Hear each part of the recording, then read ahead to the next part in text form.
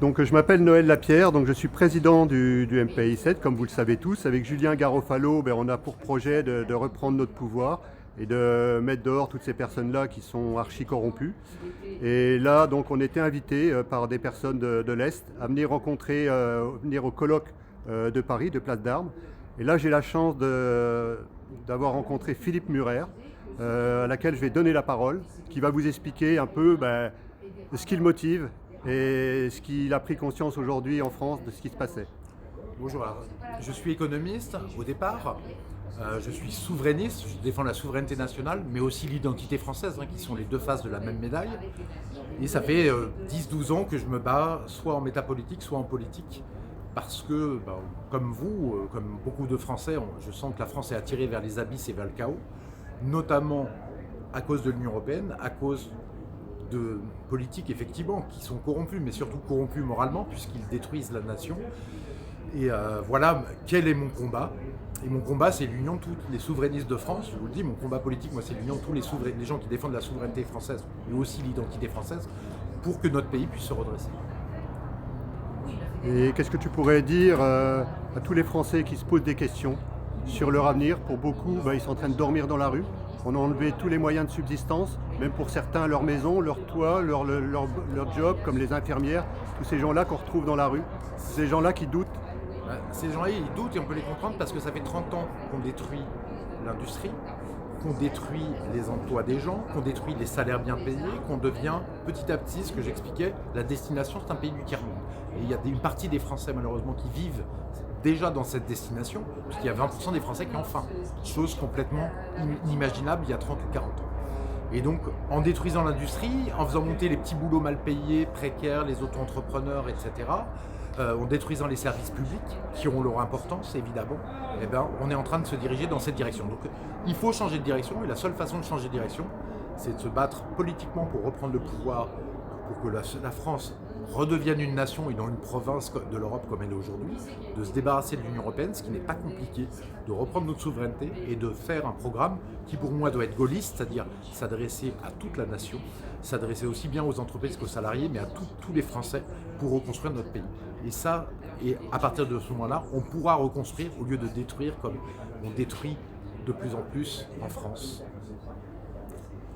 Tout à l'heure, tu as parlé de l'Union européenne, de la nécessité aujourd'hui pour beaucoup de Français de retrouver leur autonomie et surtout pas de ne plus laisser le pouvoir à des gens qui n'ont pas été élus et qui ne représentent à aucun moment donc les Français, comme Madame van der Leyen. Il est temps que ça s'arrête, il est temps que ces gens-là, on leur dise stop. Qu'est-ce que tu penses aujourd'hui par rapport à ce qui serait nécessaire pour les Français de sortir de cette Union européenne? Est-ce que tu es en accord avec ça? Alors ça, évidemment, il faut que la France retrouve son autonomie, son indépendance nationale, c'est-à-dire la souveraineté nationale. Donc il faut sortir de l'Union européenne. Mais les Français aussi, le peuple français, chaque Français doit retrouver une partie de son autonomie, redevenir souverain. Il faut la souveraineté populaire. Donc il faut le référendum d'initiative citoyenne. Il faut que les Français imposent cette idée, les Gilets jaunes la voulaient d'ailleurs. Et donc c'est une idée largement partagée, c'est-à-dire que comme en Suisse, qui est un pays qui fonctionne extrêmement bien, en fait, les Français, peut-être 3-4 fois par an, puissent décider de référendum, s'il y a 1 million de Français qui sont d'accord là-dessus, pour remettre en cause une loi qu'un gouvernement a mis en place et qui est mauvaise, pour lutter contre le laxisme judiciaire, pour dire on veut moins de flux d'immigration parce qu'on ne s'en sort pas, on veut une politique économique différente, voilà. Et il faut la souveraineté populaire pour ça. Souveraineté nationale et souveraineté populaire, ça marche ensemble, il faut que le peuple retrouve son pouvoir et que la France, le gouvernement retrouve son pouvoir aussi avec un contrôle du peuple. Alors Philippe, tu es venu comme nous, tu étais invité à prendre la parole. Tout à l'heure, tu as eu une très belle intervention sur scène, que je suis arrivé juste à la fin, mais que j'ai apprécié la fin, parce que j'ai pas vu le début, mais j'ai apprécié au moins la fin. Nous, ce qu'on est venu aussi demander, c'est qu'il y a beaucoup de Français aujourd'hui qui attendent des personnes comme le général de Gaulle. Et nous, ce qu'on est venu aussi demander au travers des généraux qui sont ici, c'est qu'aujourd'hui, ils choisissent leur camp indirectement.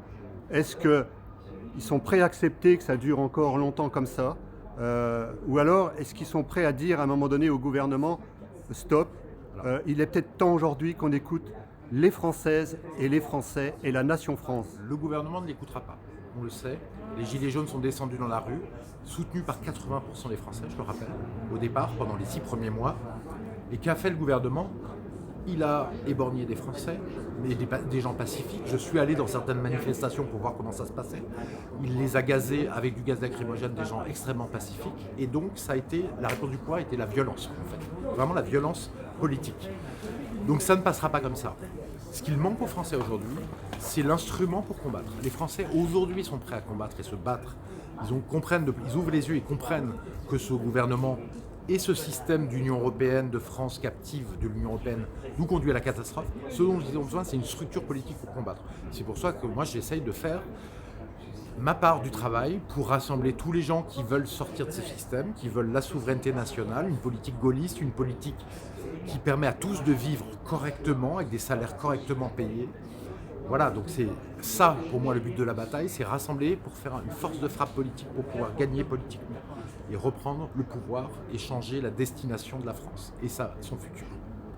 Donc en fait, tout simplement créer une réelle force d'opposition. Exactement. Donc nous, au travers de ce qu'on est en train de faire, ce qu'on est en train de fédérer en France, de coordonner, et de plus en plus de monde est en train de nous voir, surtout par le bouche à oreille, parce que vous le savez tous qu'on est freiné, qu'on nous empêche de venir pour l'instant et qu'on ne veut surtout pas nous recevoir dans les médias, grand public. Tout simplement parce qu'on a des mots de paix, des mots de redonner le pouvoir à la population et de dire à ces gens-là qui ont quelque part usurpé leur pouvoir, dire à ces gens-là c'est stop. Et moi en fait Philippe, je t'invite à venir à nos côtés, pas derrière nous, à venir à nos côtés dans ce qu'on est en train de mettre en place, d'amener tes idées, de te fédérer avec nous comme parmi tant d'autres et de dire aujourd'hui on est une réelle force d'opposition. Donc nous on ne cherche pas des adhérents, on cherche aussi des adhérents, mais on cherche aussi des personnes d'autorité comme toi, de venir à nos côtés, d'échanger et de commencer à peser un poids beaucoup plus important au niveau de la réelle opposition. Alors c'est sûr, moi je ne vous connais pas bien, je viens de vous rencontrer, je suis ravi de vous avoir rencontré en fait on cherche aussi un petit peu la même chose, réunir les gens qui veulent redresser ce pays, le peuple français, et aider à ce qu'on ait une force de frappe politique. Donc on va discuter ensemble plus longtemps pour savoir si nos idées s'accordent, et de toute manière, quoi qu'il arrive, moi je vous dis bravo, parce que c'est en fédérant les Français qu'on va pouvoir faire quelque chose. Et le but, c'est pas de virer le gouvernement, c'est d'imposer qu'on ait un nouveau pouvoir, de faire en sorte qu'il y ait une force bénéfique pour la France qui arrive au pouvoir, clairement. Avec des oppositions qui, pour le moment, on le sait très bien, sont des oppositions trompe-l'œil. On sait très bien que Marine Le Pen a abandonné la souveraineté nationale. Moi, j'ai travaillé avec elle pendant 3 ans. Elle a abandonné la souveraineté nationale. Évidemment que je ne l'ai pas suivi dedans. Donc tout ça, c'est des oppositions qui ne sont pas intéressantes. Elles ne feront pas plus que Meloni en Italie, elle ne changera rien. Donc il faut faire naître une vraie opposition, et ça peut aller très vite. Moi, c'est le message d'espoir que j'ai à dire aux Français. Je veux dire, un Éric Zemmour qui est parti de 2%, qui est monté à 19% en 2 mois, ça dit une chose. Ça dit qu'en fait, les Français sont prêts à un changement majeur. Mais il faut qu'ils aient des personnalités politiques, des partis politiques dans lesquels ils se reconnaissent, dont ils comprennent et ils apprécient les idées. Et à partir de ce moment-là, ça peut aller extrêmement vite. Voilà, donc... Écoute, merci Philippe de ton intervention. C'est sûr qu'on va se connaître un petit peu plus. On va chercher à voir un peu s'il y a des points qui sont communs, qu'on peut avancer ensemble. Et puis, de toute façon, l'avenir nous le dira. Aujourd'hui, il est temps que les choses changent en France, et je te remercie de ton intervention. Tu veux rajouter un petit mot pour conclure? Non, je dis merci à vous, et puis bonjour à tous les gens qui verront cette vidéo de votre parti. Enfin, pas de votre parti. MPI7. MPI7. Voilà. Bonne chance à vous tous dans votre projet. De toute manière, tous les Français doivent se fédérer à un moment donné, tous les hommes de conviction. Oui, merci Philippe. Merci. Allez, au revoir à toutes et à tous.